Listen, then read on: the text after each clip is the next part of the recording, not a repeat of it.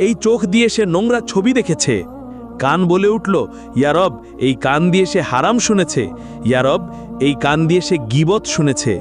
জিহ্বা বলে উঠল, ইয়া রব, এই জিহ্বা দিয়ে সে মিথ্যা বলেছে। ইয়া রব, এই জিহ্বা দিয়ে সে গীবত করেছে। ইয়া রব, এই জিহ্বা দিয়ে সে গালাগাল করেছে। মানুষ হতবাক হয়ে গেল। নিজের অঙ্গ প্রত্যঙ্গই তাকে ধোঁকা দিচ্ছে। তারা আক্ষেপে নিজেদের চামড়াকে বলল, তোমরা কেন আমাদের বিরুদ্ধে সাক্ষ্য দিলে? তারা উত্তর দিল, আল্লাহ যিনি সব কিছুকে কথা বলান, তিনি আমাদেরও কথা বলালেন। এভাবে সত্য প্রকাশ হয়ে গেল পুরোপুরি। কিছুই আর গোপন থাকল না। সে আর মিথ্যা বলতে পারল না, সে আর অস্বীকার করতে পারল না, কারণ তার নিজের দেহ সাক্ষ্য দিয়েছে। অতঃপর প্রত্যেক কাজের ন্যায় বিচার হবে। অতি সামান্য ভালো কাজেরও প্রতিদান পাবে, অতি সামান্য মন্দ কাজেরও শাস্তি পাবে। কিছু বান্দাকে আল্লাহ ক্ষমা করলেন তার রহমতে, তার করুণায়, কিন্তু অধিকাংশ যাবে জাহান্নামে। আদম সন্তানের প্রতি ১,৯৯৯ জন যাবে জাহান্নামে। এভাবে হিসাব শেষ হলো। এবার আসলো বিচ্ছেদের সময়।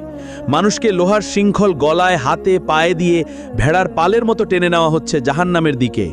তারা কাঁদছে, মিনতি করে, ইয়া রব, আমাদের আরেকবার সুযোগ দাও, আমাদেরকে দুনিয়ায় ফিরিয়ে দাও, আমরা নিজেদের ঠিক করব, আমরা ভালো হয়ে যাব।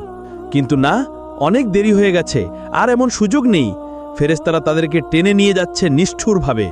চলো, এটাই তোমাদের জায়গা।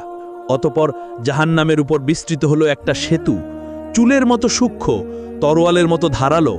হ্যাঁ, এটাই সিরাত। তাদেরকে তা অতিক্রম করতেই হবে। কিন্তু কিভাবে? এমন সূক্ষ্ম সেতু পার হওয়া কি সম্ভব?